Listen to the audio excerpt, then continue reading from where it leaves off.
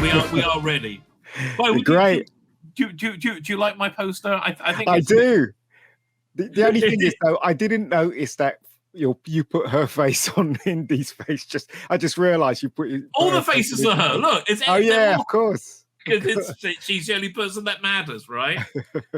But so I literally have about 600 screen grabs, but I'm only going to show the ones from the trailer essentially, and the Phoebe Waller-Bridge snarling ones, right? Yeah. So okay, we open up with imagine it's a video game, and you get like a very good pastiche of an Indiana Jones movie, right? So you open up and it's and they do this thing, right? The first thing although I have to tell you, even the direction of the opening of it just doesn't compare to the Spielberg, like the I can't remember Crystal Skull, but Temple of Doom especially. Yeah, they couldn't do the Paramount what you call it thing, could they? In the beginning, they couldn't do it, could they? So because Disney owns it and Paramount was about to go out of business. Yeah. So good news for Star Trek, I think. I would really want Apple to buy. Apple or Netflix to buy Star Trek. Netflix, by the way, along with Disney and Warner, have just fired their diversity officers. So that's good news. So anyway, this movie opens up. It's kind of flat, right? They open these doors, and out comes a man. They drag out somebody in Nazi uniform with a bag on his head. Much easier, much cheaper, I think, to have young Indiana Jones with a bag on his head, right? Than 80-year-old. Yeah, 80-year-old DA stuff. Now, and you've seen it from the trailer. So I found that stuff very, you have they're in the Nazi castle and you have things blowing up and the Allies are bombing and all that. All that feels. It doesn't have the class and the classicness of an Indiana Jones movie, but it does feel like a good Indiana Jones video game. That feels like it. There's a bit of a bait and switch, right? So this goes on for 20 minutes. There's are you not mentioning stuff that doesn't work in this?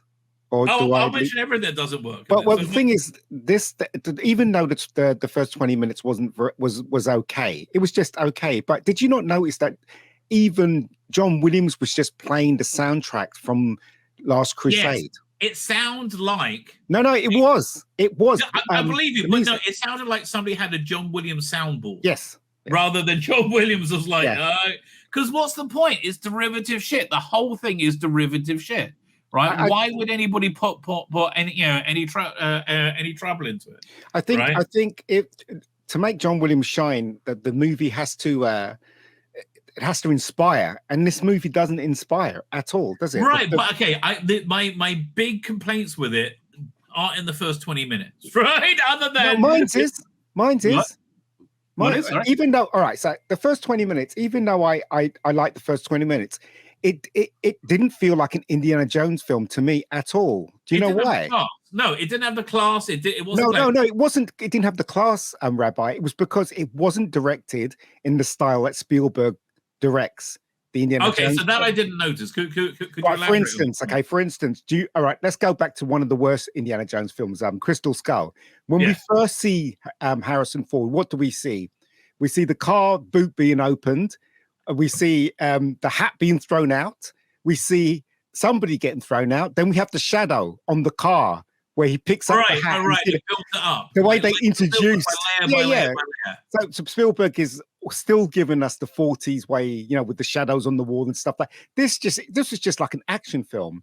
I just brought this guy on. Yeah, it didn't have that Republic serial, aesthetic. This had an Indiana Jones aesthetic. See, here's one of the big issues, right? If you're lucky, you get a movie director today that grew up on the great movies of the 80s, right? And they will emulate that. Rather than the, Spielberg who grew up on the great stuff of the 40s, right? And he reinvented that, right? So the scripts today are so useless because people don't read; they just play video games. But that's the aesthetic, and you'd have thought that what's his name, the director? I can't remember his name now. James Mangold. You think he would actually start with that style to actually get us all into the mood and stuff like that? Because it's a very specific way that Indiana Jones is. Well, is I think you know what it's obviously very surface level. By the way, I got these screen grabs from a bootleg. So these crazy ads kept appearing in it for shotlights.net. Okay, so I think one thing I can certainly praise about this movie was the digital de-aging, which was good for those 20 minutes. I mean, it was seamless. It's probably the best example I've seen of it. But really, who cares, right? Exactly. Who cares? So, I mean, you could tell in some shots, you can tell it was Harrison Ford because he was a bit hunched, and then in most of the shots, you can tell it was a stunt guy that was actually doing because he could move. Yeah, he wasn't creaking. Essentially, the plot is this: that he's been captured by. This is right at the end of World War II. The Nazis are broken. They're on the run. The Allies are bombing them, and there's a castle full of like antiquities that German soldiers, German officers, or something. Sorry. The spear of something. I can't. Oh yeah, so one of these things is a spear of whatever it is, which Indy's there to get, and he finds out it's fake. And also Mads Mikkelsen is there, and he knows it's fake. So it kind of sets them up as good as equal. I think Mads Mikkelsen was probably one of the only good decisions of this movie. He's watchable in pretty much anything. I love Mads Mikkelsen. And I think in this he works very well. However, as we see, the Nazis now are not 1940s Nazis; these are 2023 Nazis. Yes, which are just like we're people, bad people. As I said, right, that you know, when you have a hero, you always introduce the hero in a way that it's great that it's the hero, but they didn't just pull the thing off his head. That was it. I mean, because again, I just don't think there was the same care and attention. There wasn't. No, obviously. So anyway, so we have got this lengthy action sequence. He's captured. There's a train that's escaping with the thing, and they find this part of a clock made by Archimedes, which interests Mads Mikkelsen. Now, I didn't have subtitles for these first 20 minutes. Was there anything they said in the dialogue that was important that you can remember? Just basically, he knew what it was. The other Germans around him didn't know what it was. Right. And that's it, really. I mean, because they were losing the war, I guess what he was thinking was, if I can find the other piece and go back in time, blah blah. I think the point of the thing is to run away and go into hiding with these art treasures, because that was essentially the goal. So anyway, so Indy is being helped by what's his name? Can't remember his name. Great Marcus. casting. Yeah. Marcus Light. Right, exactly. And they have we see, you saw it on the trailer. All right, all this is in the trailer. The rooftop train chase. I think it was okay. To give you an idea of the quality of it, it was not as exciting as the train tunnel chase in the first Mission Impossible movie in '98, right? Which was probably one of the worst Mission Impossible movies, right? So that's the level that they're at with this. But also, right, the reason why this scene again doesn't work is because of it did the same thing as the last film did, which it was all CGI. They were in a studio. If you look at all the 3 Indiana Jones movies, they were on the location doing the stunts. Not only that, you could see they didn't throw money at it. I saw Temple of Doom about a year ago. And I was amazed at how obviously cheap it was compared to movies. And how good that was for it. Exactly. And that's the thing. You see, this is, I mean, even though I this is probably the best thing of the movie, I still didn't think it saved the movie, because it wasn't what we expect from a really good Indiana Jones. You think they'd learn from the last movie, because they had a lot of CG in the last movie. You think they'll be on location. Do you know what I mean? With the stuntman and everything, but they didn't. You can tell it was all CGI. Even the train was CGI, the background was CGI, everything was CGI, apart from the actors, of course. I don't know. I was just sitting there going, oh that's not true. Harrison Ford was totally CGI. Oh. Look at it. Yeah, he was CGI. Also, do you remember that bit? Let's not forget that they put CGI on Mass where his name is him. Yeah. And the bit that made me laugh was Harrison Ford took up his hat and he put it on his face to punch him. I was thinking, did they do that? Yeah, did they do that to cover up the CGI? Yes. Anytime they can cover up the face, yes. Yeah. So, but this is basically for normies to feel like they've seen an Indiana Jones movie. That was the goal, right? They wanted normies to feel that they say. So you have this great, great sequence at the beginning. They're bombing. The Allies are bombing, and they have to jump off the train on a bridge into water, and they make it out with the clock, the Archimedes clock. There's a really kind of stupid bit right in about 10 minutes in, where Indy's dressed as a Nazi in disguise, and he finds all his Indy clothes. Yeah, right. It's like, okay, better change into Indy now, right? Yeah. Why would you do that? to look at because of the poster, right? So again, this was the good bit of movie. Now it really handbrake goes massively. Hold on, downhill. Before we go to this bit, right? Yeah. Did you see the bit where they fell off the train, the what you call it, the Marcus ripoff and Indy. And then when they got out of the water, they were walking and he was going, "Oh, let's go home." And that shot was the very first shot that we saw the picture from this movie. Do you remember? It was everywhere. And do you remember that, Rabbi? No, the very first photograph we got of Indiana Jones was that shot. He had dots on his face. Harrison Ford had dots on his face, and everybody was like, they're gonna make him younger, whatever. But that was all shot during the day. If you go back and you see that picture again, that was all shot during the day. So they talking about this. Let me, So what they done is they made it look like night, and they added all the stuff behind them and stuff like that. Well, they had the sun come up for it. Are you talking about? Is it this shot over here? Yeah, that shot. No, yes, it is that shot. But if you see the real picture, it's daytime, and in the film, that was nighttime. Well, no. On that, they had the sun coming up as they were on that but it was mostly night, right? It was mostly night as the sun was coming up. But as I said, if you see the real picture, it was daytime, wasn't it? Him and the actor, I can't remember. Is it Toby? Someone or Toby Jones, maybe? Yeah, Toby Jones. So yeah, hold on. Keith has just put something in the chat. He says Indiana Jones movies, well, at least first three were special because everything was practical stunts, miniatures, and matte paintings. This looked fake and was also very quickly edited. Ooh, do you agree with that? Yeah, because I think they had to, had some fancy footwork. Keith, I am going to send you a link. If you're able to join, feel free to come on in. Come on in. Come on down. You win another chance to talk about the unerring shit that is Indiana Jones. Also, how did this guy survive? That looked like he got killed. He was shot. He was shot at this point. Yeah, and he's like, they act like a bullet wound is a scratch, right? Yeah, exactly. But he also fell off a speeding train as well. Yes. Like, how did Toby Jones survive? He should be dead, right? I mean, they all should be dead, right? But they were wearing, was it a plot armor? Right. But as I said, this was the good bit until we get here. Right? Look at this socks. Where it goes off the rails, right?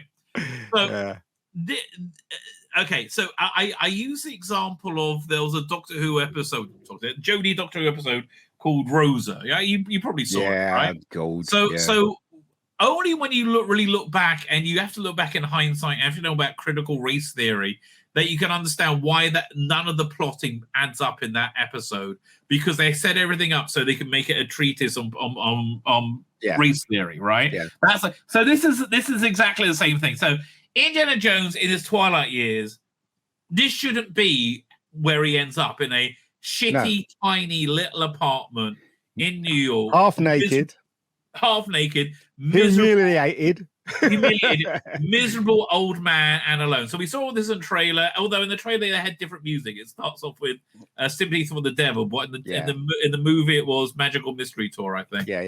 Awesome. So he's woken up by right, and he's like an angry old man. He goes to tell his angry old man goes to tell his neighbor that it's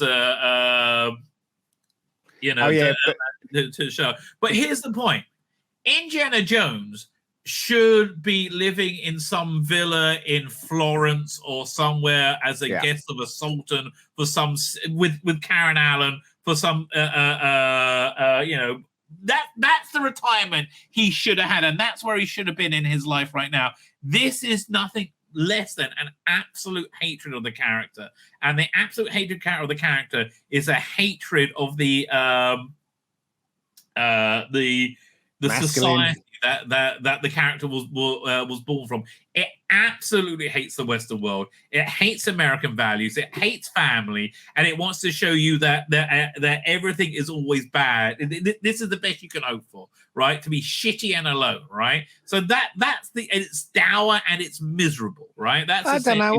I think it's an attack on masculinity no, and of course. heroes. Why is it an attack on masculinity? Because that's traditional Western values. Yeah. So the reason why we see this is so that they could show us that, you know, Indiana Jones, he doesn't belong in the world, and he's all crotchety, and, you know, he's failed at life and stuff like that. Right. But we knew this was going to happen because they did it with Jake Skywalker. Disney's done it to every classic hero. Haven't they realized that this is universally fails? No, because they actually believe in this religion. That's why they do, and they are massive devotees of it, right? So, so anyway, so he's a miserable old geezer, alone, and it's his last day at work, and he's there, and all the students are just bored. They're not interested, you know, and I could tell right at the beginning where he's giving this lecture about how Archimedes had this battle. I'm like, oh, we're going to see that in that some time traveling way at some point, right? It was so obviously set up, right? So it's such a clunky bit of bad writing, right? You see, why would you, a celebrated hero like this, why would you put him in a situation, you know, like this? Because you hate him. That's what I'm saying. It's obvious. Obvious what they were doing. So yeah. But if it's not obvious enough to you yet, it becomes more obvious now when the only person lecture who was any good, who's stunning and brave, is this stunning and brave, wonderful Phoebe Waller-Bridge. Okay. So let's talk about Phoebe Wally, right? Yeah. So if you look at the other Indiana Jones, it was very much if we got to have a woman in it, they've got to be really attractive. They got to look like you want to be with them forever. Do you know what I mean? And they cast someone like this. That is true, but I would also say there's a real innocence with the sexuality in Indiana Jones movie. Yes. Which I like. It was more like little boys knew that men like kissing girls, and they didn't know more than that. Like that's basically where it was. Okay, right? So if that's the aesthetic of Indiana Jones, why did I cast someone like this? Because Kathleen Kennedy is an insane feminist, right? I don't know, like, who fingered her against her will. I don't know who that, but you cunt. Whoever did that, whoever felt her up one time too many, you have killed so many franchises because of that, right? She's got a horrible birthmark on her head as well. Yes, I know. You know what that is? Yeah, look, Phoebe Waller-Bridge is a Kathleen Kennedy insert in the same way that Daisy Ridley is a Kathleen Kennedy insert, right? They only know how to do self-insert. So, and she doesn't develop her character in any way, shape, or form. She's just, the most stunning and bravest ever. And she knows everything about everything, right? And also, it's a terrible character without any morality who somehow becomes the hero for no reason that's ever explained, right? She is absolutely awful. She is like nails on a chalkboard every moment she's in this. The worst thing that can happen for her is that people go and watch this movie, because this is a career killer.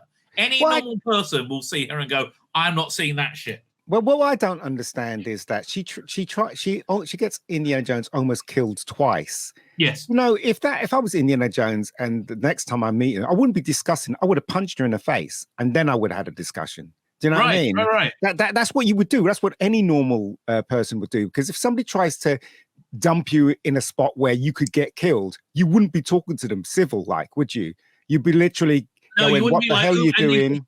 it's Yeah. okay. It's because that he's her godfather. Doesn't matter. You still do it. No. I'm saying this is the rationale for this Reasoning. piece of shit movie, right? It's that it's the it was Toby Jones's daughter. Again, this is just like so inserted in. We know nothing about this character, and all of a sudden he's willing to die for her and do anything for her because she's just the brave, stunning and bravest ever. So anyway, after lecture, he's given a gold clock, and then he hands it off to somebody in the street. As Hold on, you Yeah? forgot to say that she knew all the answers in his lecture. Oh, I said that already. That she did knew you? everything. Yeah. Oh no, and so after that, she goes chasing after him, right? What a horrible costume as well. That she was wearing.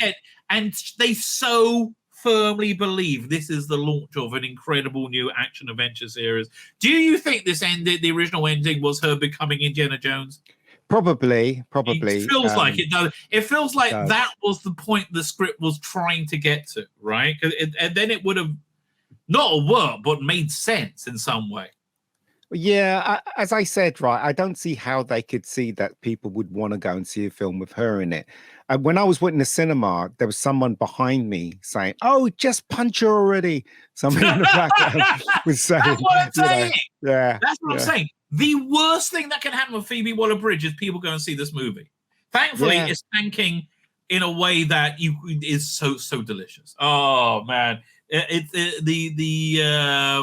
opening weekend's looking like 130 million global, not US.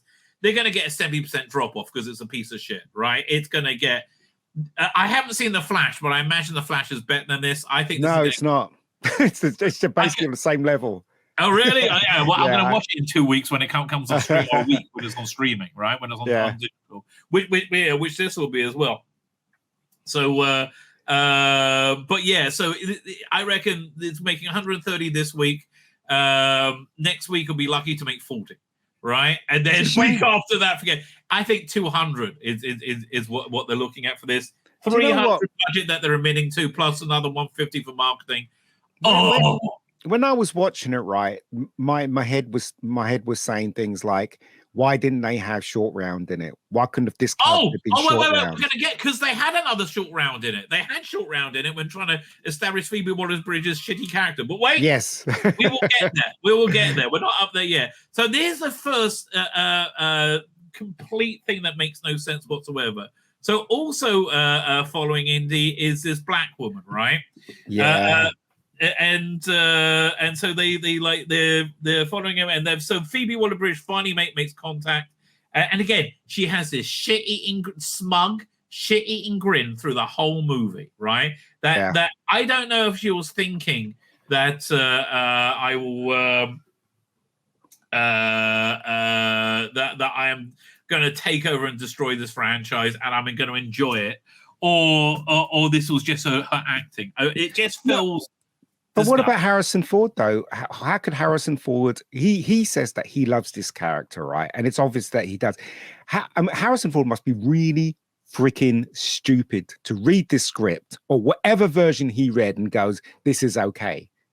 He's got to be. He's got to be, right? I don't think he cared. Well, he says he cares about. If you care about the character, you wouldn't have allowed this to happen to the character. Yeah, so right? Ergo, he doesn't care. They drove a truckload of money into his living room. Yeah, yeah. I mean, look here, he doesn't. Right, he doesn't. Anyway, right. So we have Phoebe Waller-Bridge strikes out. She said, "Oh, I'm Toby Jones's daughter, Wombat," and they're like, and she's makes nice to him, right? She appears to not be a massive cunt, right? Which, but even when she is doing it, being nice to him in this scene, you can sense that she's not a nice person. Yeah, exactly. So then we get one of the most on-the-nose scenes I've ever seen. Thank God this is also in the trailer, so I can show some screen grabs. A black man comes in. Oh God, yeah. This was awful, right? And we're getting introduced to the villain number one. We don't know who's a villain at the time. These people obviously work for the CIA, right? We got nasty white man number one and nasty white man number two. He was huge, that guy, wasn't he? It's like, oh yes, yeah, not 7 foot tall or something. Like, he looks really but tall. again, the script behind it was so unbearably awful. Who cares? Yeah. So they're protecting Matt Mikkelsen, who's the ex-Nazi scientist who responsible for putting men on the moon. Yeah, worked on the space program. Yeah. And that's why he's being protected by the CIA. But his real Nazi-ness leaks out, and he's like, he clearly looks at him with disdain and said, we don't like you. We don't like your kind here, right? Well, he basically said, well, he didn't say it that way. He made a point, then he was saying it's about freedom, because he was saying, are you free? And he says, are you really free? Obviously, he's referring to he's a slave, still a slave serving him. Do you know what I mean? That's what he was referring to, wasn't he? So it's horrible. I think you're putting too much depth into this, right? Well, that's what he said. I understand, but it's a two-dimensional. It's a MAGA Nazi, right? It's a 2023 Nazi which just hate everything and aren't intelligent. Like several times in the movie, like Indiana says he's a Nazi, as if that means he can't think straight, right? Like, no. The thing about the Nazis as good villains, they were very, very clever, right? They were very cultured. They were very clever. They weren't these that's why I think Inglourious Basterds works very well. That's that's why they were like this. As I think that's why they were good villains. Yeah. So anyway, so we set up these people as villains, and she's basically doing a research thing on that clock. And turns out that Indy has it. He's kept it hidden in these archives, right? So why didn't he destroy it? Because I don't know. Because for the plot to work. That's why he didn't destroy it. Right. I mean, they talk. They have a flashback later where they talk about it slightly, right?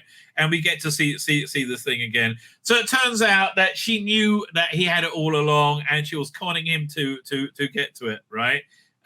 Meanwhile, we this is the bit that really confused me, right? And I didn't understand it till about an hour later. Back in Inda's office, we have the evil white guys, right? We have the evil white guys, and they're looking for things. And they just shoot this woman. They shoot another. Like brutal, right? Right. And there was quite brutal. And it was the CIA. I mean, like, again, I'm no fan of the CIA. I think they're pure evil, right? But I think the mentality of an Indiana Jones movie is that America is good, right? I mean, maybe with a bit of shadowy things here and there, but America is basically good.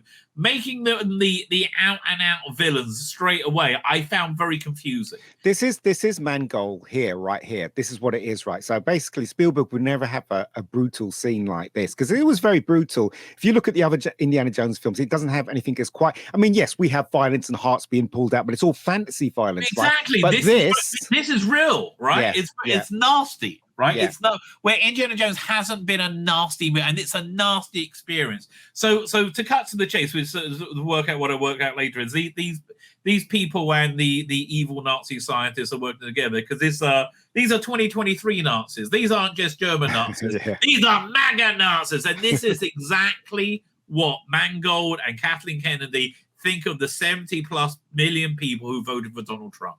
They think they are ready, they are racist, and they are foaming at the mouth, and they are animals and ready to kill anyone. This is the caricature of the people that they relied on to make sure this movie wouldn't flop.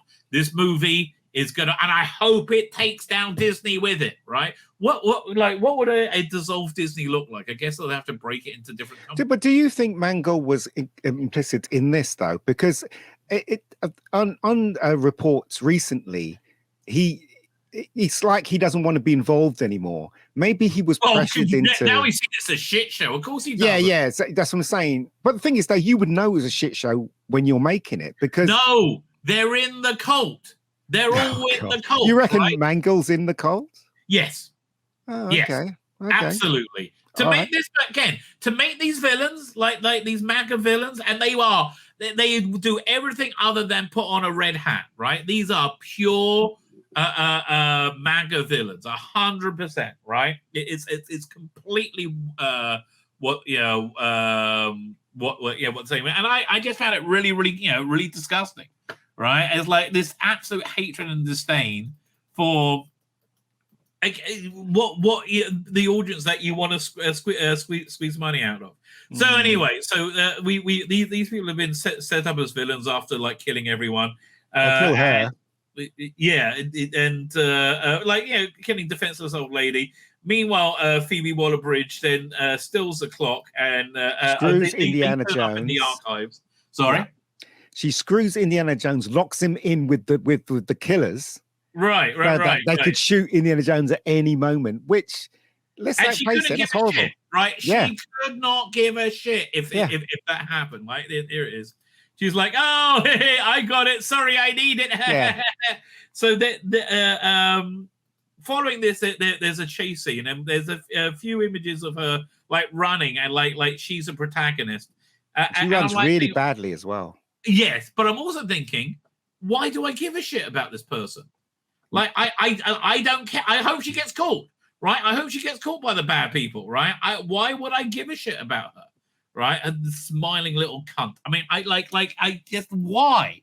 Like, there's no sense of danger because I don't care about any of these people, right? I don't care at all. So anyway, so they capture Indiana Jones because Indiana Jones is a pussy now, and she's stunning and brave, and they manage to they have to take him out to a crowd of people protesting Vietnam, which he uses as cover to escape, and that goes into the chase sequence on the horse, which again we saw with the bad CGI in the trailer, right? Yeah. But again, like as he's escaping, this guy like pulls out his gun and fires it, and everybody gets on the ground. This is in the middle of New York. Yeah. Right. Again.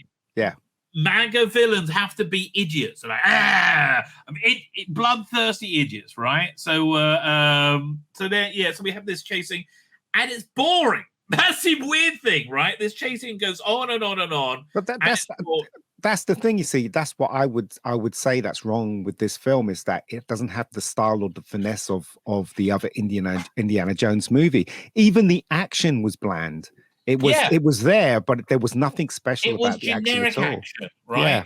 Yeah. There was nothing classy. There was nothing special about it. CGI as well, like when he's on the horse and he goes into subway, it's all CGI, and it's just right. Feel so real. And it's really kind of stupid as well. Indy's riding a horse in the subway, outrunning trains and stuff. This guy's on a bike trying to get him. So eventually he gets out and goes into hiding. But it turns out that he's now been framed for the murders. How has he been framed for the murders? Oh, doesn't matter. Plot armor. Doesn't matter. Don't think about it, right? I mean, is this?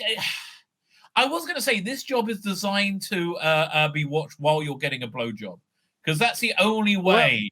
Your brain wouldn't really focus on what's going on. Well, I mean, if taking politics away from this movie, as I said, there's so many things wrong with this film.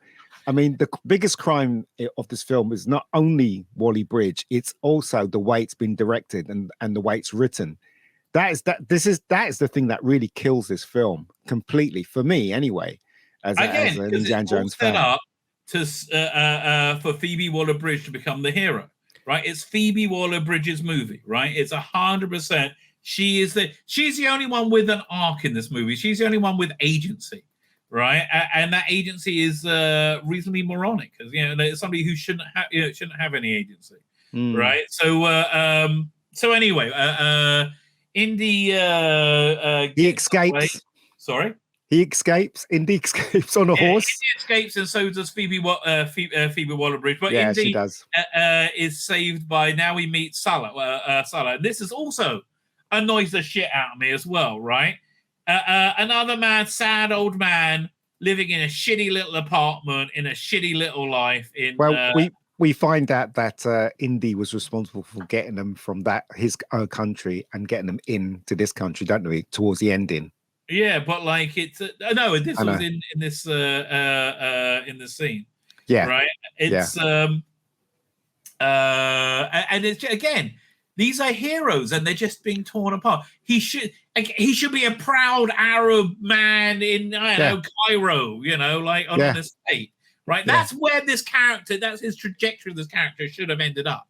Well, right? this is the thing. When I was watching it, right, and I'm not jumping here. I'm just saying to myself, when I was watching it, I was thinking to myself, with story correction and everything, it could have been the people that we had seen in the Indiana Jones movies, but we're correcting the story. That, I mean, Wally Bridges' character could have been Short Round's character, but not as mean, whatever. We could have had Sallah was the contact when he went to Cairo, wherever it is. We could have had Sallah there in Cairo. Why did they move him to New York? You know what I mean? Actually, the story moves to Tangiers next. Yeah, right? yeah. So I'm saying he could have been there, right? Yeah, would have made. But again, they need to denigrate these characters. It's a need. They need to do it, right? I mean, even here, let me show you this. The other screen. This is from the trailer, so I can show you this. There's this bit. There's a bit where he goes, "India will come with you. I missed the sun." Yeah. And it's just like sad, right? And even then, right? He says, "Give them hell, Indiana Jones." And even then, almost gets knocked over. But they do it as a gag because he nearly gets run over because he's a doddery old fart at this point, right? So this is the next thing that really annoys me. He gets on a plane, and we don't get the traditional Indiana Jones map at this point. We do. No, you don't. Not for this bit, the other bit. Yeah. And they do it wrong in the other bit. But the reason we don't get the traditional Indiana Jones map at this point, because it's not his story, right? It's not. We're not following him. You got a point. Instead we have a flashback to young Phoebe Waller-Bridge the last time. So this must be Indiana Jones from the 50s, going to Toby Jones, who's gone insane because of this clock, saying it can change everything. It's a time machine, blah, blah, blah, blah, right? So Indy takes it away and he says, "But you must destroy it," right? And she's hold on. Let's talk about this scene, right? The thing that took me out of it was the CGI on Harrison Ford's face, and it just like that film that Scorsese directed with Robert De Niro and stuff. That the way Harrison Ford was moving in that scene with the CGI on his face, you can tell that he's an old man. The way he's posturing, the way he's moving. Right. Why didn't they just get a stunt guy and just dub his voice over the stunt guy? I don't know. Why did they make this movie at all? I mean, like, honestly, if they want, this is what they really should have done, right? James Mangold, if he wanted to do an Indiana Jones movie, should have done something completely original in the old. In the same way, this could have been Indiana Jones was Doc Savage reimagined, right? Yeah. You could have done the same thing, King of the Rocket Men. There's so much you could do, right? But do it original, do your own spin, and do it like that it matters. But it doesn't. This is just a widget. The thing is, though, if like somebody said to me when I was coming out of the cinema, right, there was a lot of people that were upset and disappointed. And someone said to me, "Did you enjoy the film?" And I said, "Not really." And he said, "They should have just made the whole film the first 20 minutes." And I was thinking, and I said, "Yeah, maybe." And you know what? They can't, because you know how much money that would cost, more than what they spent on the film to actually do every sequence. Okay, they should release that first 20 minutes onto YouTube. That's the only hope they have of getting people to go and see this movie. Yeah, right? But that's what I'm saying. It's if you were going to do that, then it would have cost like 5 times more, because every sequence would be you have to replace Harrison Ford with a CGI version of Harrison Ford or a stunt guy, whatever, wouldn't it was obviously done extremely sparingly, right? Yeah, it was extremely like, because it's obviously very, very, very expensive, right? And dark. Those scenes were dark as well, so right. And it's and again, the reason they use that technology, I am convinced, because they changed the ending. The ending, I think originally we were going to have young Indy and old Indy together, and young Indy was going to get killed, and Phoebe Waller-Bridge was going to. But hold on. So that would mean, right, that when they went back in time, they went back to the Nazis to meet Indiana Jones. So what you're saying is, when they reshot it, they literally changed the ending, that he went back to Archimedes at the ending. That's a whole different CGI spectacular, isn't it? Yeah. Why do you think this was the most expensive movie Lucasfilm has ever made? Wow, that's Because crazy. they had to film it twice, literally. And they do it all the time. I really recommend going and watching Mission Impossible 2, right? Because there's an old man on a plane at the beginning, right? And they redid the story because the old man on the plane is Tom. If you look at it, it's Tom Cruise in disguise, and it was going to whip the mask off and be Tom Cruise, right? Yeah. Mission Impossible 2, right? You'll see it in the first 10 minutes. It's but they rewrote that whole section to change the story somehow. Yeah. And you see they did, and they got away with it. So that's what happened here. They I believe anyway, because again, the where this movie ended up made no sense for the script that it was, right? The script that it was designed to make Phoebe Waller-Bridge take over the mantle. Yeah, but right? how could all right? So say you're Kathleen Kennedy, right? And I know that's a horrible thing to think, right? And you write this script the way the way you said it was, that she becomes Indiana Jones, and you present it to I don't know the head of Disney, right? How could you not see that that's not going to work? I'll show you. Tell you exactly how. So what Kathleen Kennedy would also say. Here's a script for Indiana Jones, right? You should look at it. Also, you should look at this picture over here. See, it's hard to make out. The chap on the left is very high up in Disney, and the chap on the right is you. Very high up in you, right? She has dirt. She has dirt on everybody. That's how. Oh, I don't know. I just think no other possible rational explanation. How could anybody even how could there be nobody in the chain of command who would read this and go, "Fuck me, we're gonna die." Right? This is gonna destroy our company. There's nobody. You might be right. Nobody who can see this. You might be right. But the thing is that she is in charge of Lucasfilm. She doesn't really have to pass it by anyone, I guess. This is me guessing now. Oh, I can't wait for the next investor call. Can you imagine? I mean, Disney has lost 1.2 billion with including this movie over this year. Just this year, 1.2, and that's not including was it Galaxy's Edge? The stupid, which was another 2 billion. Also, 2 billion they burnt in that hotel. Also, right? Am I crazy in thinking that if this picture, if she was painted green and had a big witch's hat on, she'd be the woman in Wizard of Oz, wouldn't she? Let's face it. She does have that face. That would be a better role for her, right? That would be a better role. So anyway, for somehow, because of the plot, Silas knows that she's selling this object, which again, her father obsessed with to death, was the most important thing in the world to him ever. And he was terrified it could get in the wrong hands, that it would change the world. She couldn't give a shit. She couldn't give two shits, right? About anything at all. She just wanted to sell it because she needed money, because she's a conman cunt, essentially, right? So she's doing the auction. We've seen this from the trailer. Indy shows up, and God, look at this face she's got. So even the way he gets in, it's ridiculous. The kid is guarding the door, and he walks in past the kid. It's like anyone could come in, right? That's the first time we're introduced again. So at this point, Phoebe Waller-Bridge, we find out, has a short round sidekick, right? This is desperately trying to fill it out as a real character and make her likable in some way, shape, or form. Compare this relationship with Temple of Doom with Short Round, where there's actual genuine. You like the kid, right? You like the kid. Yeah. So this is the point where we have like the awful line that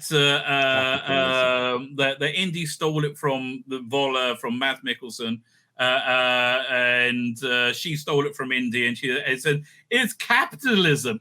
Oh, she also called him a grave robber. You're right, yeah, and denigrated him. Yes, but that's not the worst thing that happened to between.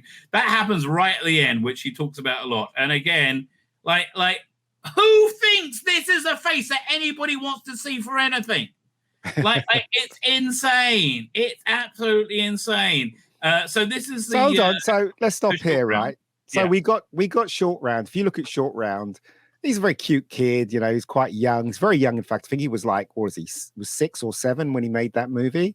No, he was 15. No, he wasn't. Look, he's got a moustache. No, I'm not talking about him. I'm talking about Short Round. Oh, Short Round. Short Round was like 5 or 6 when he made it Temple of Doom, right?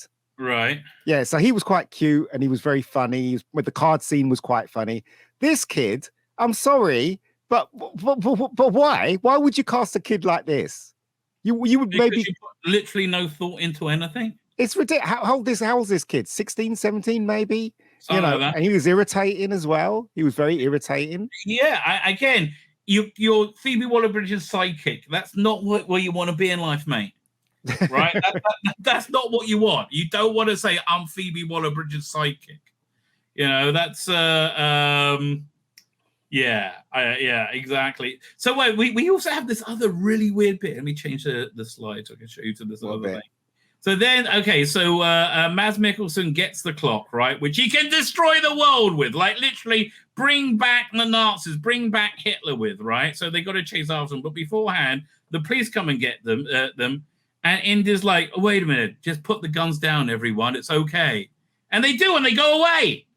Like, well, they go away because of the guy that was behind her, right? Oh, right. So it turns out that she was engaged to this local mobster. So yeah. So this leads into the tuk-tuk chase. The stupid chase. The copy. Right. Goes on forever. So at first, Indy's driving, and then the tuk-tuk breaks, and Phoebe Waller-Bridge and the sidekick get a new one, and they basically flip Indy the bird and screw you, Indy, as they drive off without him. So now he's chasing after them, and it goes again. Goes on and on and on. This is just there's 2 films that's ripping off Bond films today. There's this scene that's obviously a rip-off of the Octopussy scene, right, in India. And listen, if you remember that. Ripping off Octopussy, that's not good news. It's not like ripping off Goldfinger, right? No. But this scene was horrible because it was all majority of it was CGI, and I just don't believe. We know Harrison Ford is 80. I cannot believe where he jumps from one to the other. It's I thought that was just but stupid. Again, it's not more ridiculous than this, that like Phoebe Waller-Bridge somehow being portrayed as heroic, right? When they're in the tuk-tuk together, he goes, hang on, everybody, like she's going to no, again, this is not a heroic action star. I'm sorry. I know you want to say she is woman, hear me roar, right? She is just like she's like nails on a chalkboard. Even in this scene, they made Indiana Jones look like an idiot because every time they said turn left, he'd go the other way. No, you're supposed to go the other way, and all that made him look like an idiot. You know what I mean? So it's just it's all about denigrating because it's the only way they can think to build up Phoebe Waller-Bridge's character, who they want to move the franchise forward. It's so stupid. It's unbelievable. Hey, I mean, literally, you've just walked out of the disaster that is Star Wars, right? Star Wars, I think you could probably buy it for $3 billion. They bought it for $5 billion, right? If George Lucas just wants it back, I think he could probably get it and probably get it for 5 pence. I mean, like and now they've done exactly the same thing to Indiana Jones. Like, really, unbelievably. So, okay. We knew that was going to happen, though. We knew that they. You know what? No, I'm a schmuck. No, I thought, I insanely claw onto logic and reason and say, why would you want to destroy billions of dollars? Why? Why would you want to do? I was like, okay, I guess so. I had no idea it will be this bad, right? That it will be this openly agenda driven.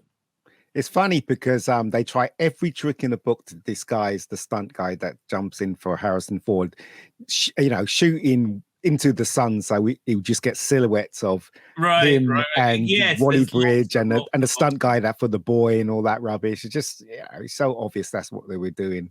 Okay, so just to recap the plot so far, Phoebe Waller-Bridge. There's a plot. Yeah, I just want to point out that Phoebe Waller-Bridge has conned Indiana Jones and nearly got him killed by white supremacists working for the CIA. The third time. What? The third time she's almost got. Yeah. Well, no, I'm saying so that to steal this clock that meant everything to her father. They've gone to Tangiers to sell it because she couldn't give a shit about anybody or anything. and then she nearly gets Indy killed again. Oh, and she's lost it now. Now the Nazi has the clock that can work. He can go back in time and reconstitute the Third Reich, right? He can now win World War II as long as he gets the other bit of the clock. So they and they've lost it because she's a schmuck. She's an idiot, right? So again, such 2017 story writing, right? When you get a really useless woman who really fails all the time, somehow being portrayed as a hero, exactly like Jodie Whittaker's Doctor Who, right? It's so bizarre. Well, anyway, this scene they're chasing Mads Mikkelsen because he's got the clock. So right, because they fucked up and they've lost it, right? Again, with the history of everything depending on it, right? So then they have this like a little banter where he uses bubble gum or something like that to make it work. Yeah, he used bubble gum to fix the car. So yeah, I'm not completely useless. So now it turns out she knows where they have to go to find a MacGuffin to find where the rest of the clock is. And she knows where it is, but only he be able to read it. So they have to go together. So here's the hold on. Yeah. No, that wasn't it. It was Indiana Jones knew where the other half was. No. Wasn't it? No, it was the they need the something or other codex, right? Yeah. And she says, my dad knew where the codex is. No, he didn't. Yes, he did. No, he did. I literally just watched this today. Right. Okay. 100. And so and he said, well, what language is it in? It's the code, right? And he knew one of the. So anyway, so now they're off on their way to Greece, but and we finally get the Indiana Jones that like map, but they do it wrong. Right, this is the wrong angle. It's shit. No, you like go and look at the old ones because that was emulating the flat animation. Yeah, in the old days they had to have flat animation so they could just do the dots. Right. That's what they were imitating. Into 3 dimensions ruins it. Right, again, you lose the aesthetic. Right, it's But also, did you not notice that the music wasn't prevalent in this film at all? So if you watch the other Indiana Jones movie, even the worst one, which is the Crystal Skull, Williams' music did elevate everything. And in this scene, I didn't even notice his music at all, apart from the beginning sequence. Again, it was a man with a John Williams soundboard. That's what it was, right? It like not much more than that, right? So we have this other little scene that Mads Mikkelsen is in trouble because he was supposed to go and see the president, but he blew him off to go and chase after Indy to get part of the clock, and now he's being taken home to back to America by the black woman and the from the CIA. It turns out they're like, no, this is MAGA country, baby. They shoot the black woman. And they said, onward to destiny. And they're all really Nazis together. The MAGA Nazis and the German Nazis. There's no difference, right? Trump is Hitler. They basically could have just flashed that up on screen. Hold on. So I was a bit confused, right? So in the beginning, the guy with the moustache and the big guy, I thought they were CIA. They are. So they're protecting Mads Mikkelsen, right? Right, but they're also evil MAGA CIA. Oh, right. So I don't understand. So why are they helping him? Because they Donald Trump wasn't there, so they had to help the Nazis. No, take politics out of it. The story. Why are they helping him? They can't take politics out of it. This is James Mangold's view of Trump voters. They are insanely No. No, I'm explaining it to you. Listen. No, the story. Rabbi, tell me. Story. I'm explaining it to you in the story, right? Okay, I'm explaining. This is James Mangold's view of Trump voters, that they're extremely racist. They've been around forever. They will always be there. They're irrational. They're stupid. And they just care about hurting people and being racist. And that's how they do it. And now, so fine. Okay, I understand that. Wait. So now let's plug it into the story. You understand that is the character of these two people who are insanely. They work for the CIA, but they're still insanely racist, and they're stupid, and they just want to have more racism, right? That's their motivation, right? And they've been working for the CIA all this time, and they've been protecting this Nazi scientists. And they're like, oh, we're the same people, right? Because they're all insanely racist. They just want to hurt people, and they're stupid. Okay, hold on. So all right. So that's the politics that you. That's the motivation. Okay, all right. No, but no. Of these characters. But Rabbi, the story, the screenplay. Why do the CIA suddenly take? Are they? I don't understand. Do they work for the CIA or do they work for him? Okay, so if they work for the CIA, right? Why are they protecting someone that just shot one of their cohorts, which is the black woman? What I don't understand that whole plot thing. Okay. I'll take a step back. I'll explain it to you. Right. Yeah. Here's what's happened. Right. After World War II, America, CIA grabbed a bunch of Nazi scientists to work on. Are they Nazis then? What? Because they sound very American to me. They are. No. Again, stop. Again, in the mind of James Mangold, there is no difference between the Nazis from World War II and the people from the South who today wear red hats. There's no difference. They're the same people. Mate, I understand that, but please explain it to me in the screenplay and in the structure of the story. I am. So this is what happened. At the end of World War II, the CIA, which had the evil MAGA people in the CIA at the time, they saw the evil Nazi scientists who could help with the space program, and they grabbed them, right? So the MAGA faction in the CIA, right, were then assigned to look after and protect this Nazi scientist as he worked for America. When they got together, they obviously created a bond because they have this racist connection because they're all insane. That's all the motivation that goes on in their heads. There's racism, right? And so they connect. The Nazi scientists and his protectors connected, right? So the black woman was not part of the evil MAGA cult in the CIA because she's black and they wouldn't let her in. If they would have let her in, she would have been let in, right? But she's black and she wouldn't. And so at this scene in the movie, when they shoot them, is when they're breaking off from the official CIA to go on. I understood that, but there was no clue of what you said just now in the movie. Okay, you don't need it for.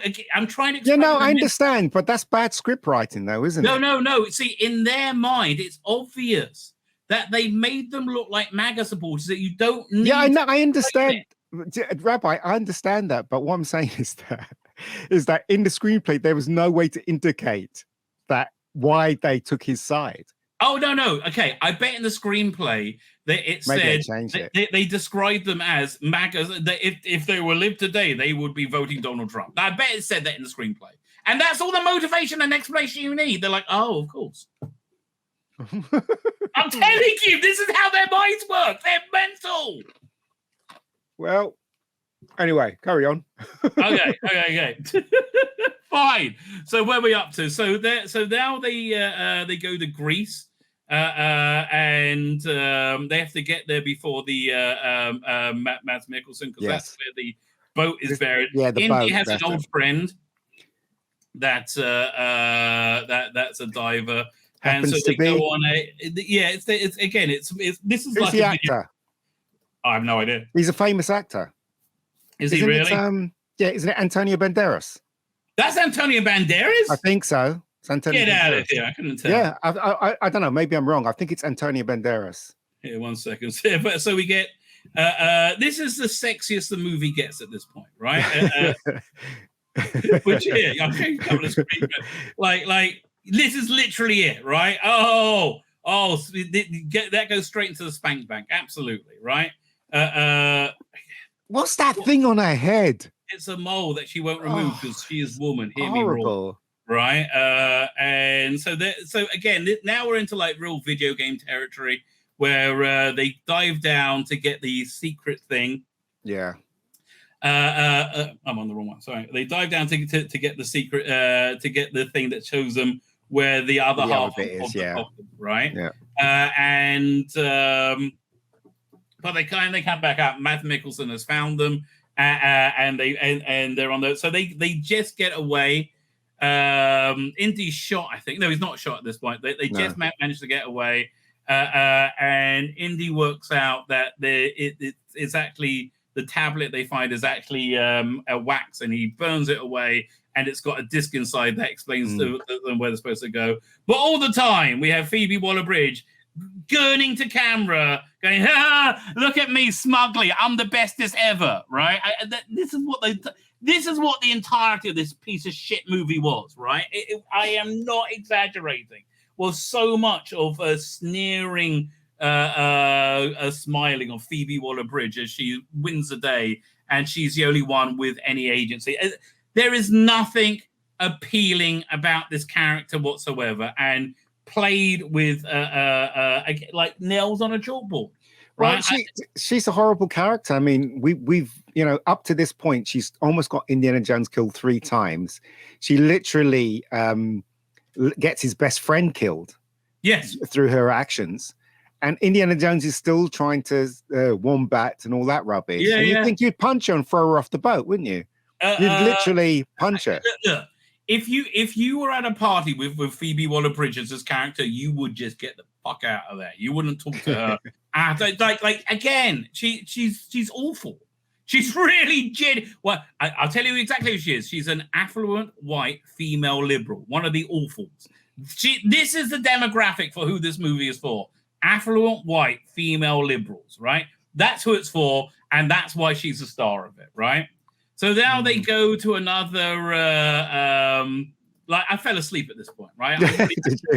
Somebody had to wake you up. Your wife. Around the diving bit. Yeah, I was confused when they went underwater because I didn't know what was going on, and I was in the cinema watching this damn thing, and I didn't know if Indiana Jones was in trouble. There was one point where he was in trouble, but couldn't figure out what was going on in the scene because I didn't know the geography of the scene. They didn't show us a wide shot, and it was just really confusing. I thought. I don't know what you thought. Yeah. Because I kept nodding off. Right, I kept nodding off. So because it's boring. So anyway, they go on the next MacGuffin. Now Phoebe Waller-Bridge. The most important thing happens to her at this point in the movie, right? This is the most important character development that she gets her Indiana Jones costume, right? So now she's fully Indiana, and somehow she's turned from cunt to hero for no reason whatsoever. We don't know, but now she is a sympathetic character. For again, why I don't know, because this is who she is. How is this being played as a sympathetic character? I don't know. Short round 2, her sidekick gets kidnapped by Mads Mikkelsen. How did he know where they were? They were following the. Oh yeah, that was the dumbest thing. As they got away, they just kept watching them with binoculars to see what. Yeah, it's like you can tell where they're going that far away, can you? Right, like binoculars. Right. So what? Fine. So now they get to Archimedes' tomb, and they go through the traditional traps, and it's just like. Oh, that was the thing that really annoyed me, Rabbi, is all the Indiana Jones films, apart from snakes, there'd be bugs in him, he just wipes it off. The spiders in the beginning of the first movie, he just wiped it off. In this one, he was like, get it off me, get it off me. Right, yes. Indiana Jones.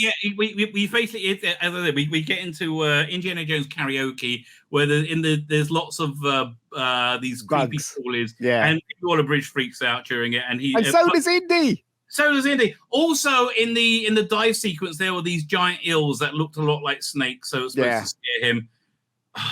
Whatever. So anyway, finally, again, after falling asleep often, they get to Archimedes' tomb, and they inside there's the other part of the watch, the other part of the clock, and he's wearing also a modern watch. Like, well, how can this be? What? Mads Mikkelsen turns up, and at this time, the what's his name, the short round 2 has escaped. But Mads Mikkelsen turns out he shoots Indy, and he gets the second part of the clock, and he puts it together. Now I have my time machine. It's not really a time machine. It shows you where there are cracks in time that you can go through, and so he's aiming for a crack in time that will take him to 1939. Right. But the question is, why did they keep Indiana Jones alive? I mean, he's got what he went for. Why did just shoot him in the head? No, to gloat.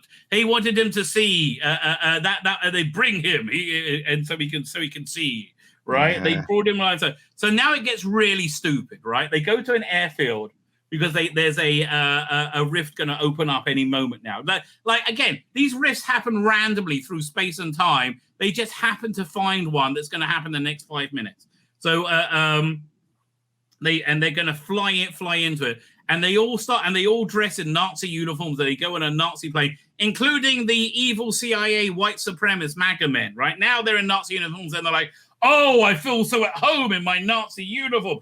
Oh, it's so good, right? And they got shot Indiana Jones, and they go with it. And there's this agonizing, oh God, agonizing action sequence where Phoebe Waller-Bridge heroically rides a bicycle in the rain to jump onto the landing gear and climb, do shit that Indiana Jones would do, while Indiana Jones is a mantle in distress, being shot on the floor and dying on a plane, right? She climbs in. At the same time, short round 2, somehow she says, can you fly that? She says, no, but I'll work it out.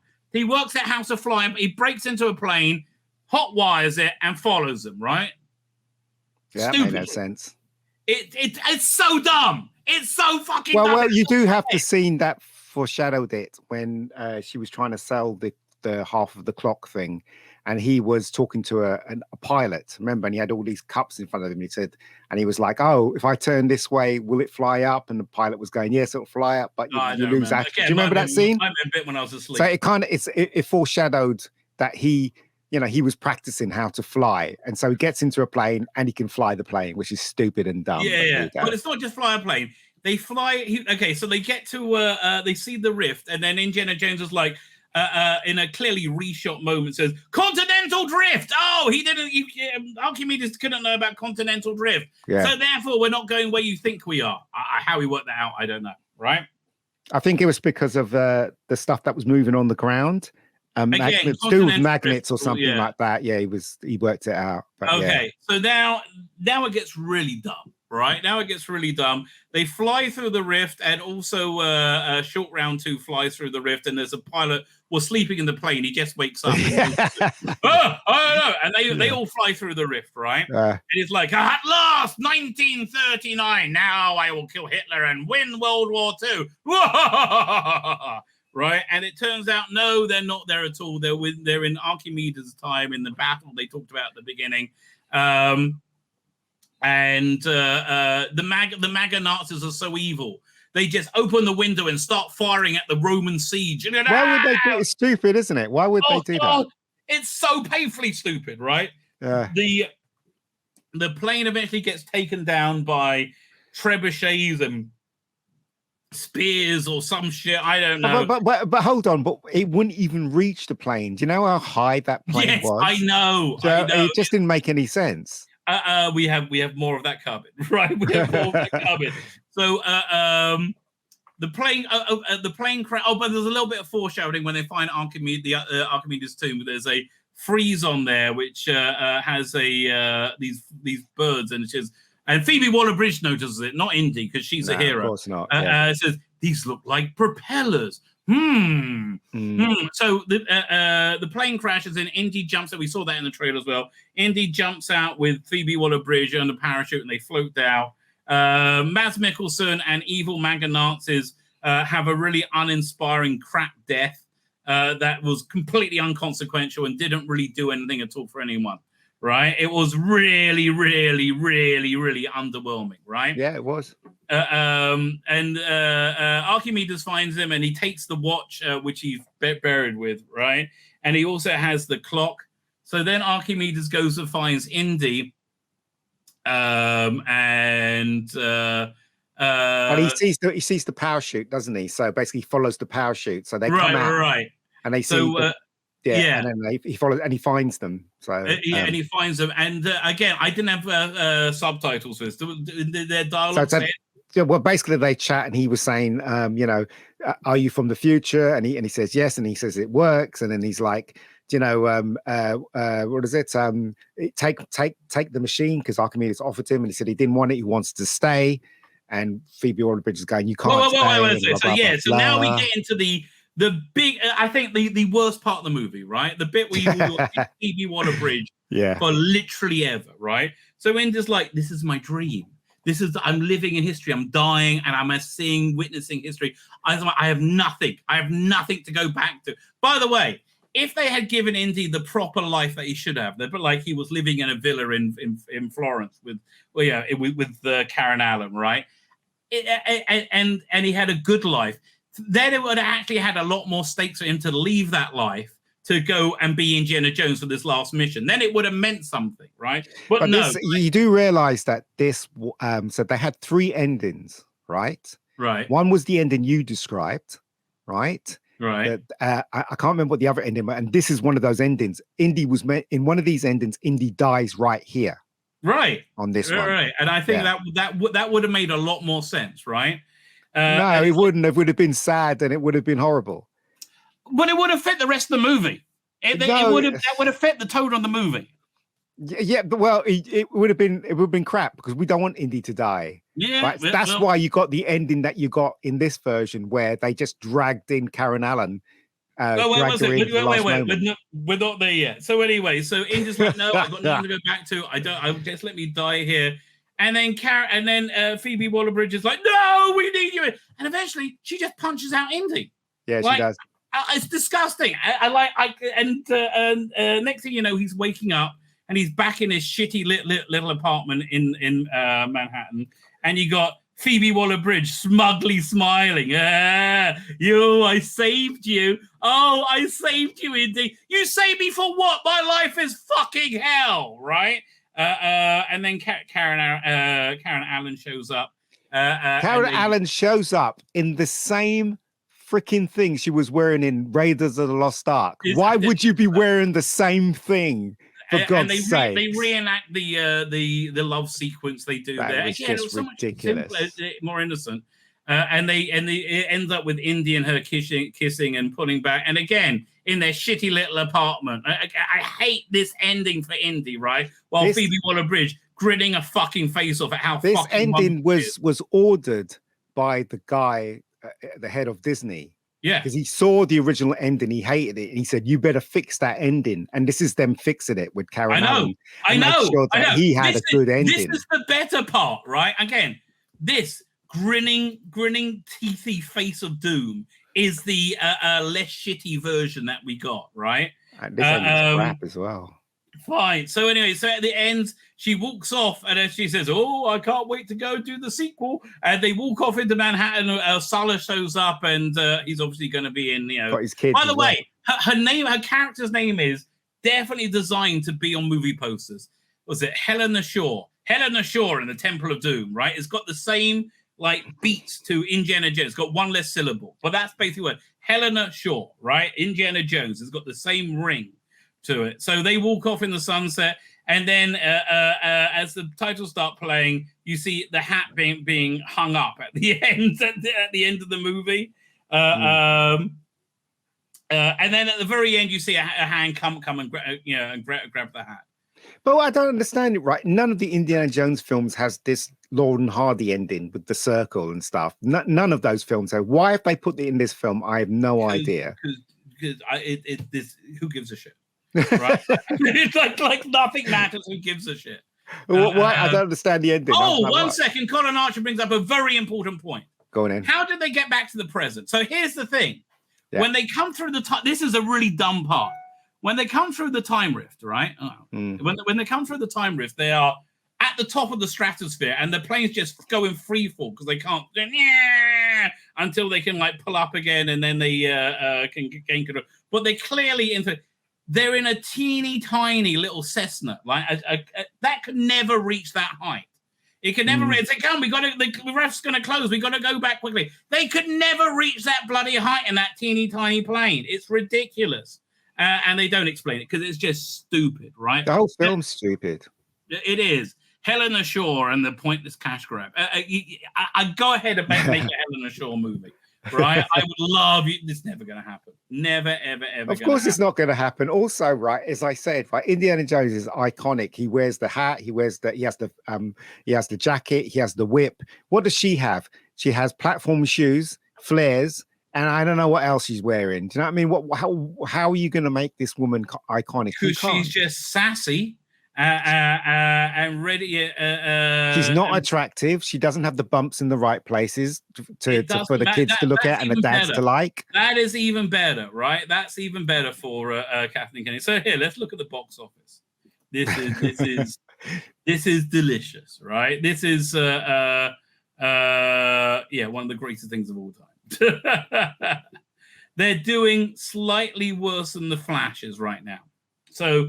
Their preview was Thursday, 7,200,000. That is that here, let's compare it to The Flash, right? The Flash was box office. 9,007,000, right? With less screens. They had 3,400 screens. Indy had where was it? It doesn't say. Indy had 4,600 screens, right? It is 4,500 screens. Did less than the Flash. You know why? Because the normies are getting smart to this shit, right? They're like, I'm not going to waste my time on this. So then they managed to bump that up to 24 million. That means on Friday night they took was it 17 million, right? And then on Saturday they managed to bump that up to 43. So 43 minus 24 is they got 19 million on Saturday, and then by today it looks like it's going to be 60 million. Global box office is bad. Global box office is, they're saying where was it? International. They're saying 130, right? They're saying 130 altogether. They're shooting for 70 million this weekend. They didn't make it. They did not make it. This is a epic failure, right? This is going to cost them, I would say, minimally 200 million. We knew it was going to happen, though. Oh, we knew. I knew. Kathleen Kennedy didn't know. Bob Iger didn't know. No, but I think Bob Iger. Which one's that one again? It's the new fella that took over the other. He's the old new fella. Yeah, the old new fella. I think he knew. I think he was, as I said, I think he must have been really angry when he saw the film. That's why they had 3 different endings, and they chose this one. But they knew it was going to flop. Maybe he should have read the fucking script, you moron. Yeah, right? Yeah, he should have, shouldn't he? I mean, like again, they just think this stuff prints money. It doesn't. You have to understand what you have for it to work, and this doesn't work, right? This in no way, shape, or form work. So listen, in terms of like absolute terrible things that happened in pop culture, where does this rank, right? Like, what's worse than this? What's worse than this film? Like Star Trek Discovery, yes, Jodie Whittaker's Doctor Who. I don't know. I think this is on a par with Jodie Whittaker's Doctor. I mean, again, it is. This is like 2017 all over again. It's like this insane confidence that this would work. Why? Like how insane do you need to be? The thing is, though, I don't understand how could they think that this character could carry on. In fact, Indiana Jones is a boy's own stuff. Is a boy's own series. Oh, they do not believe in that. I take it you didn't see the Obi-Wan Kenobi series. No, I did. So if somebody gives you a choice of watching Obi-Wan Kenobi or having somebody shove a fist up your ass, give the fist up your ass a double take, right? Don't say no so quickly. The Obi-Wan Kenobi series was essentially Baby Leia, the series, right? And she was awful, right? She was like, again, every trait of Phoebe Waller-Bridge in this, an awful person with an awful personality that keeps putting everybody in danger and fucking up left, right, and center and doing stupid things, somehow being portrayed as a stunning and brave hero, right? It genuinely awful, right? Same as Jodie Whittaker. Jodie Whittaker had no agency as Doctor Who, right? She fucked up relentlessly, and she was presented as a hero somehow, right? So Phoebe Waller-Bridge, exactly the same. So I don't know, like how do they think this would work? Kathleen Kennedy was like, "Oh yeah, this is what people want for the future." Well, they didn't have anyone with talent to write this movie at all, did they? I mean, they could write screenplay, but I mean, well, why? Why would you bother? Because this is their religion. They believe what they're doing is absolutely right, and it's not. It's absolutely wrong.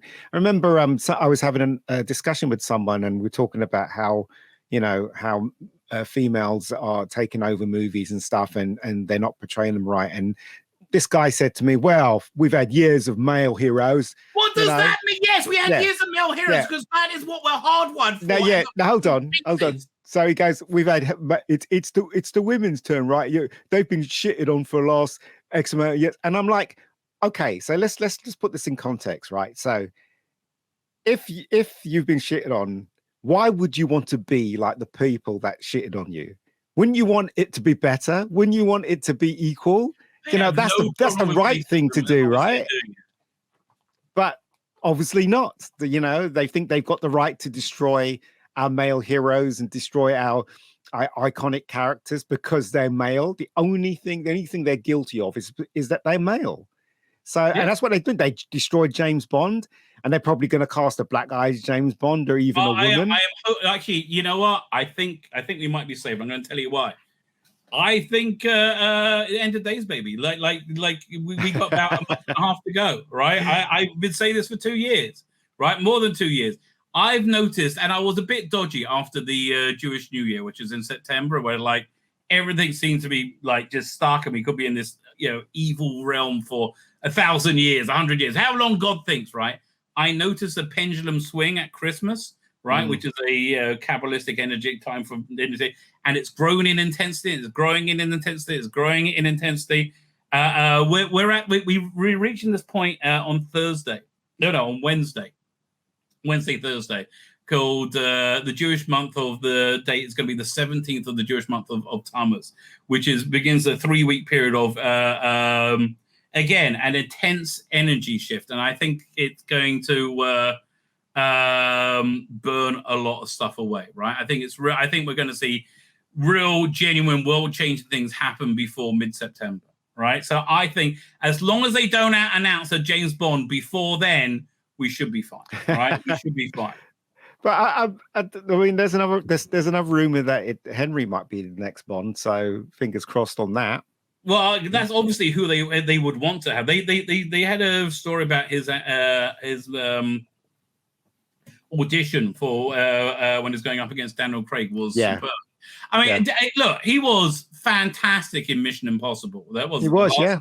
I mean, like just absolutely, and he's fantastic in everything. I watch things because Henry Cavill's in it, like because he brings so much passion to the role, right? Yeah. I'm no interest in The Witcher. I watched that because he sold it to me, right? Yeah. And he sold it to me through respect of the franchise, right? I didn't bother seeing the second season. Everybody said the third one's quite good. I might watch it, but seeing as they're getting rid of him, maybe not, right?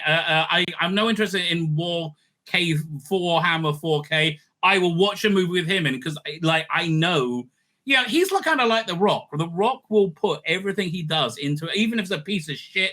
He will put everything he has on the table for that movie. I think the same is true with Henry Cavill. Yeah, I think he'll make it. I mean, a lot of people say he's got no charisma, or whatever. I think if you look at even though that film was awful, the Men from U.N.C.L.E. was awful.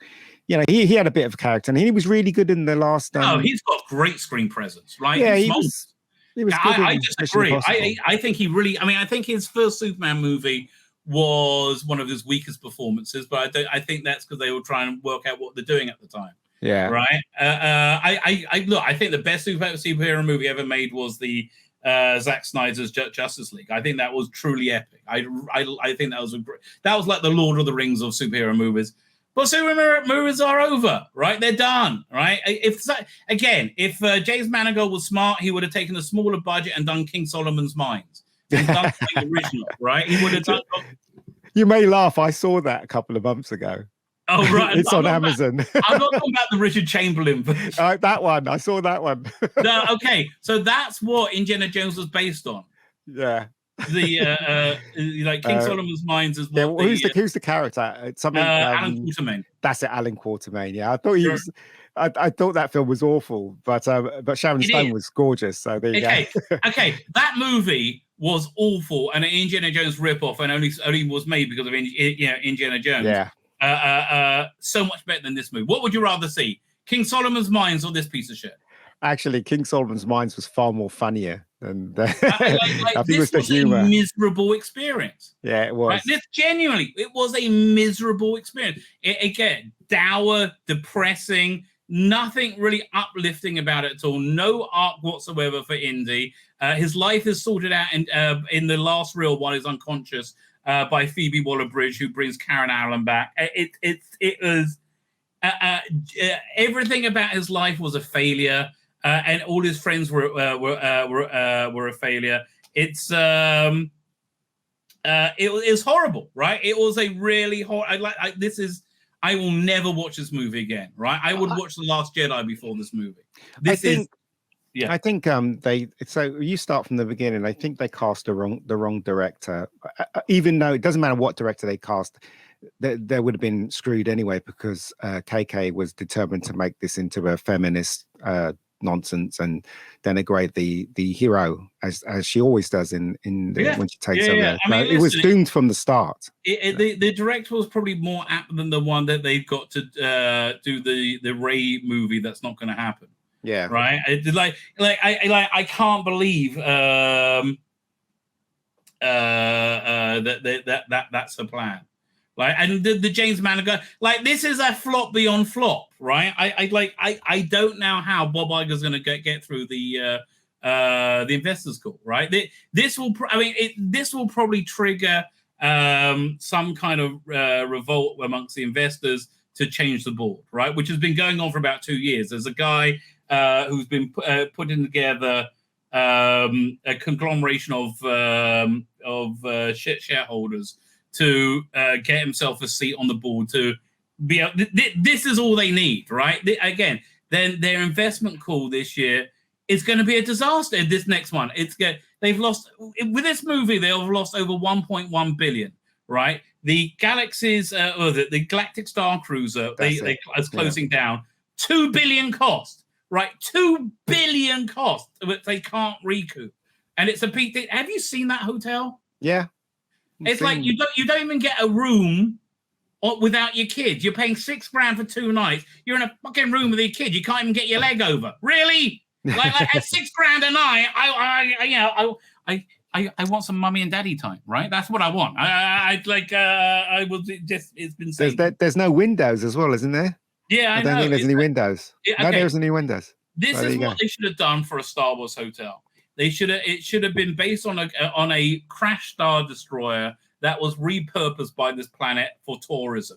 That way, you get all the all the Star Wars aesthetic. You get to be in a Star Destroyer. You get all the alien. You could be in character. You don't have to LARP all your way through it. You can go to a pool. You can have a window. And then if you want to have like this bit where you have all the space windows, then they can make that into an excursion where you go up to the Emperor's lost satellite of it, and then you have a little story there, right? And that would have actually worked, right? And people would have flocked to that. But Kathleen Kennedy is dumb. she's not very imaginative, and Spielberg didn't mention her when they were on stage. I can't remember what premiere it was. I don't know if you saw that. That was quite funny. So, yeah, and I heard about it. Look, it's. I heard that Spielberg's involved in the going forward with a new thing with Indiana Jones. I don't think George Lucas is, though, but I think Spielberg's involved, which makes me wonder about Spielberg, because he's my hero, and it's really weird how he's going to get involved in this nonsense. Hollywood is evil. You know. I guess you take on the taste of the environment you live in. That's why it's very important to choose your environment, right? But I can't believe he's that stupid, though. I can't believe he's that stupid, though. There's got to be a reason why. It's not stupidity. If you live inside it, you can't see beyond it, right? Also, no, people don't like to be wrong, right? And really, I mean, again, I'm a Bible thumping guy, right? And I looked at the 2020 election and I went, how did God let this obvious fraud of a 2020 election go by? Like, how on earth did that happen? And now the answer to me is very obvious. Ever since then, everything has been to humiliate and tear apart the worldview of these weirdo Democrats, right? It's and so they've been on full force meltdown. PD Rich says he wants a lightsaber. No, that's an extra $200. Okay, the $6,000 you've got to buy costumes. You got to buy. They milk you for another $1,000 on top of it easily.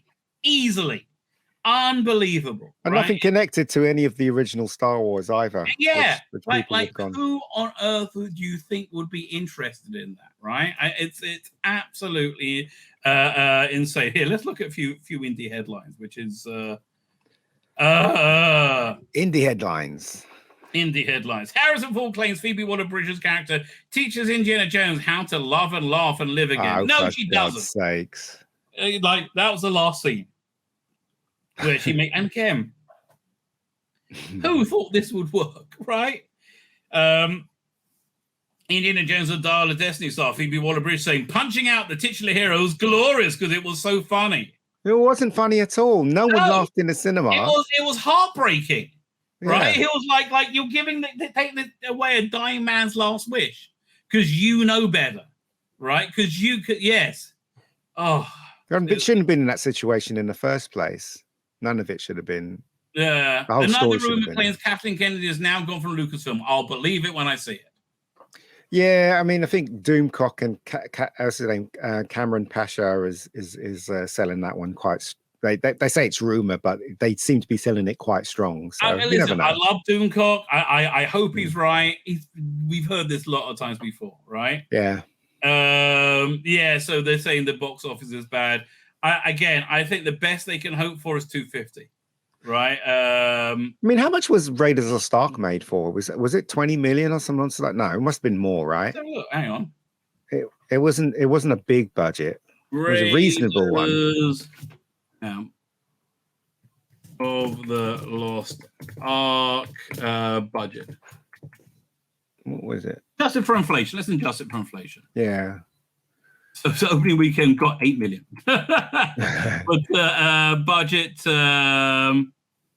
20 million. It says 20 million. Yeah. Is that adjusted for inflation? That's the production budget. Oh yeah. 20 million. So fine. So if adjusted for inflation, 728. Adjusted for inflation, is that a box office or is that the? No, that's the budget of the actual everything. I think so. It can't be 728 million. It was quite low budget film. Raiders. 728 million isn't. Oh, was that 7,280,000? Oh, 7,280,000. I don't know. Yeah. Oh no. It's 2,000, 12,000, 100,000. No, 728 million. Inflation adjusted. Damn BO. What does that mean? Don't know. Hang on. Domestic. It says one more row. I click it. So opening weekend, international. Box office. Just kept going. So it took 164 million, right? On a budget of what, 20 million? Yeah. So that's what I'm saying. So, and also remember, Steven Spielberg shot this really fast because the last movie he made, everybody was saying that he was a slow director. So he wanted to prove to everyone. The budget. Oh no, that's not the budget. My mistake. But again, look, the opening weekend is 3.7% of the gross, right? This opening weekend is going to be 60% of the gross because this is a piece of shit, right? This is again, word of mouth will kill this movie, right? It's shit. It's agonizing. And here's the thing: the normies won't understand why it's shit. They'll just go, I got bored. Forget it. Well, I've seen some Facebook people saying they thought it was enjoyable. Yeah, because once you paid for tickets, you want to convince yourself, but it's not going to last. It's not going to. No, this is a unmitigated disaster, right? I think it's an unmitigated disaster for Disney. Is this the one, the final blow? I think it will be. Again, I think this energy that we have coming in that will destroy evil, right? Okay, basically what I think is going on. The Jewish conception of the end of days is the death of Satan, right? Satan in the end, in his last few dying gasps, gets complete control over this world, and I think that's a fair description of what the world's been like, since 2020, right? It's like they've had complete control, and we see this pure perversion and evil everywhere, right? But as Satan dies, the power it has to protect its minions decreases, right? So Disney isn't doing so good anymore, right? Basically, that's what. And I just see, I've seen an absolute crumbling of the evil Biden Disney worldview, right? And it getting growing in intensity. Satan equals Klaus Schwab. I think we can all agree on that. Fine. I'm going to wrap up. Is there anything you would like to plug or add in? Not really. All I can say is, can you please subscribe to my Rebecca Gold channel? It's got lots of stuff on there, obviously the web series and stuff, and that's about it, really. I'm telling you, my favorite thing on your channel still was Bad Day. I freaking love that movie. Bad Day. I really genuinely enjoy that movie. I've rewatched it, and that's how much I like it. So strong recommend, right? Strong recommend. But that's on Netflix if you're in the UK. It's on Netflix now. Bad Days on Netflix. Did you get money for that? No, because I got ripped off, didn't I, by the distributor? So so I haven't seen a penny yet. So there you go. That's awful. Yeah, right? It is, but it's on Netflix. So yeah, okay, go check it out. I would recommend that. Fine. With that, I'm going to hit the end broadcast, ladies and gentlemen. Ta-ta. Ladies and gentlemen. I'm going to. Sorry. I said ta-ta to everybody. Ta-ta. I'm going to say good night, good luck, and may your God walk with you. And the Wizzy will.